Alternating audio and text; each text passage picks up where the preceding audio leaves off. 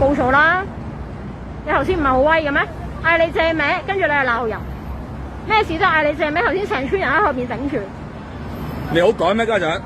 咁我而家企喺度，後邊係人停緊車噶嘛？你係咪好趕啊？我嗌你借名啊！我一定要借嘅咩？開啊！你可以唔借啊？你唔借咪等住咁你嘈乜嘢啫？你而家嘈乜嘢啫？而家邊度嘈啫？你咪喺度嘈咯，最嘈係你啊！繼續影啊！而家咪影緊咯。總之，如果我有咩肖像權，如果上咗網嘅，我就揾你負責，我影翻你轉頭，唔該你。唔好意思，香港冇肖像權嘅。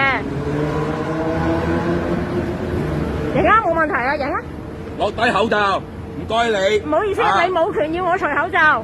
你中意你應該除過嚟得啦，而家等你揾阿除過嚟。冇問題。冇閪真係。影啊！我咪影緊，再影啦。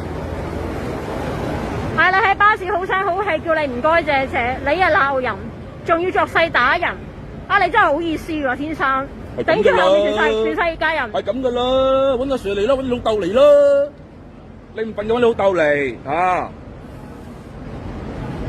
你啲咁嘅人，你真係不知廉恥。咁咪點啊？冇啊，衰格咯，賤格咯，冇咩點啊？係啊，賤格唔犯法㗎，幫你撲街咯。係啊，撲街咁咪點啊？係撲街㗎啦。梗係冇問題啊！俾全世界睇到你仆街，好唔好？你冇揾阿 Sir 嚟啊？嚟未啊？報咗警啦！你又希望住我報警㗎？